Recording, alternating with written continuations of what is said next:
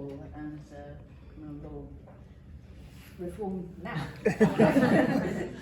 And thanks also for this really interesting report.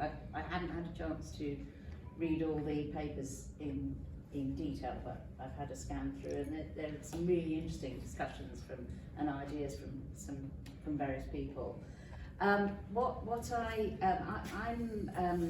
I set up 6 years ago an organisation called the Centre for Women's Justice. It's a legal charity, and our aim is to hold the state accountable around violence against women and girls.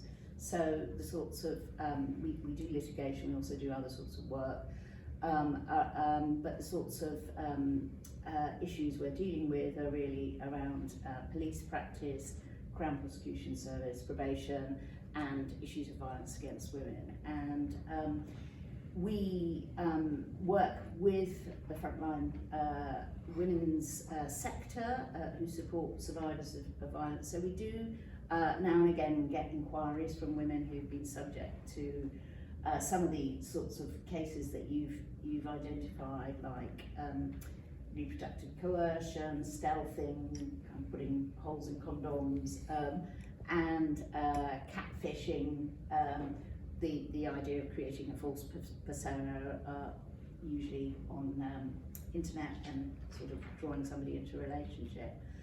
But my main experience and interest in this issue has been through my work which preceded the Centre for Women's Justice, when I was at Bernberg Pierce Solicitors, and I represented a number of women who were subject to deception by undercover police officers who formed long-term intimate sexual relationships with those women, and those relationships at the time were usually consensual and very positive relationships. They weren't just about the sex, they were about a whole relationship, sometimes over several years, sometimes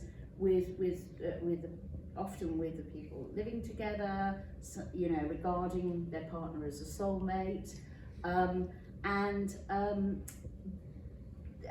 believing that this person was somebody that they were very connected to. And in fact, what was going on was that these were police officers employed by quite a secretive unit within the Metropolitan Police, who were sent in to gather intelligence about the activities of usually left-wing, environmentalist, animal rights, anti-fascist organisations who may be involved in protest and other activities like civil disobedience and so on. So it was a way of gathering intelligence to theoretically assist with the policing of protests and public disorder. This unit actually started back in 1968 at the time of the sort of rise of protest around the Vietnam War, and it was felt that the only way that policing could deal with this sort of unrest was to gather intelligence, and they decided to send undercover officers in to gather intelligence. But this sort of became a kind of unit that fulfilled its own philosophy, really, and that justified its own existence. And then they started sending them into all sorts of different organisations, and they were sending them in deep undercover. So this wasn't just about an individual deceiving somebody in a relationship. It was about the state organising deception, and the officers would steal the identity of usually a child who had died, and they would work hard at creating their legend, and they would work hard at kind of winning the trust of those that they were deceiving. So one of the things that was obviously happening was that they could see a way in which they could really embed themselves into the organisations they were spying on, was to form a relationship with somebody who was involved in the group, so that they would be immediately trusted, and that's what happened. And then they would remain in those relationships sometimes for, 5, 6 years, and then suddenly they would be withdrawn from their operation. The men would disappear. They would come up with some story, that they were suffering a breakdown and they had to get away, and they would leave those women kind of, what on earth's happened? Where has he disappeared? And they would then try to find him, and then the more they searched for him, the more they realised that actually he didn't exist at all. There was no trace of his identity. Everything he had told them about, who he was, his family, his where he'd gone to university or whatever, was all absolutely false. And you can imagine, and I'm going to promote a book here, which is written by 5 of 8 women I initially represented. It's really, really worth reading, because it tells that story very, very powerfully. But you can imagine how that would leave you feeling after all that time. And one of the main things actually was kind of deeply destabilised. Sometimes kind of losing your sense of reality, obviously losing your sense of trust. Some women never have entered relationships again since then. Clearly losing your trust in the state, if you ever had it in the first place, and in the police, and leaving you in a really, really precarious position. And at the time, before this whole scandal emerged, there was no, there wasn't, people would, if somebody said, I think perhaps he was a spy, people would just say, what on earth are you talking about? This is England we're living in, not Stasi's Germany. You're mad. You're just sort of, you've been abandoned by somebody that you're dealing with rejection, but don't talk nonsense. So the level of paranoia that left those women in. So when eventually the whole story broke at the time, back in 2010, 2011, some of those women who had been nursing this story for many years started coming together, and we worked together as a group of 8, and with one of the women's here who may want to say some words, and also Philippa Kaufman, who was counsel, is also here, who helped assist with the bringing together of a civil claim for damages. And in order to bring that claim for damages, we actually were able to use, we did argue the tort of deceit, but in order to do that, we had to show that there was damage caused, and there was no problem.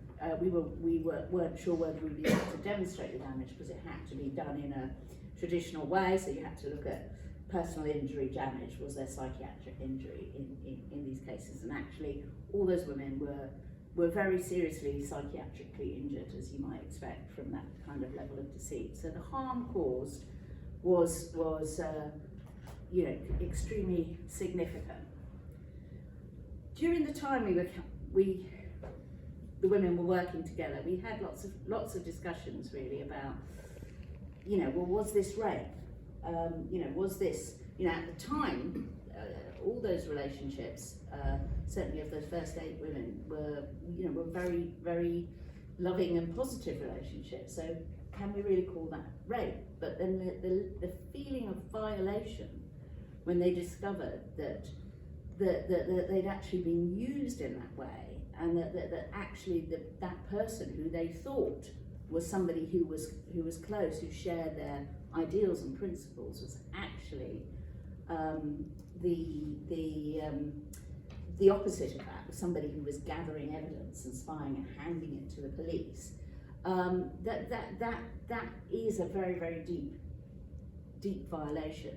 So there was an ongoing discussion, there has been an ongoing discussion about whether that is a criminal offence or not, but we did decide to test that, and that was in the case of Monica, which you've referred to throughout the the paper here, and we at the time that we brought the case of Monica, there'd been a series of cases reported in the media about usually young women who had deceived as to their gender or as to their sexuality, including the case of McNally, which again is a case that you've cited here.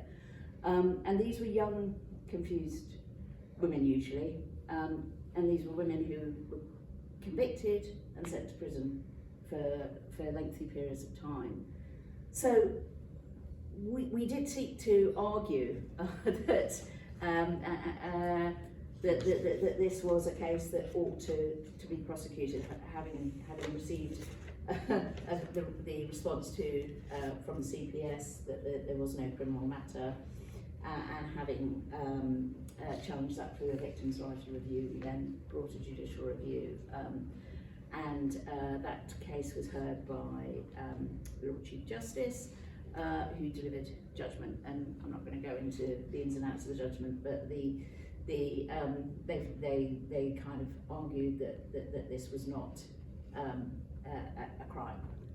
It's sort of brought to the forefront the very matters that are discussed in this paper about the huge inconsistencies, as it seems to me, between the types of offending and having no regard at all to the sort of damage caused. I mean, it's interesting talking about the case of Lawrence and the fact that this woman was forced to have a termination, which must have been, is a very can be a quite a major awful kind of intrusive experience, and certainly into her own autonomy. And so no reference to the damage, no consideration of the culpability. And of course these officers were what's my thread?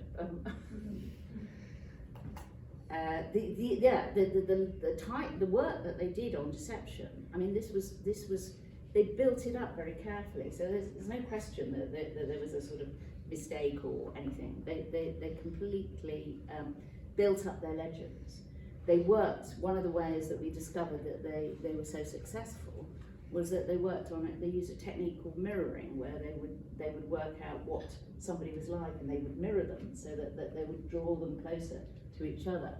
So this was a very, very in-depth deceit,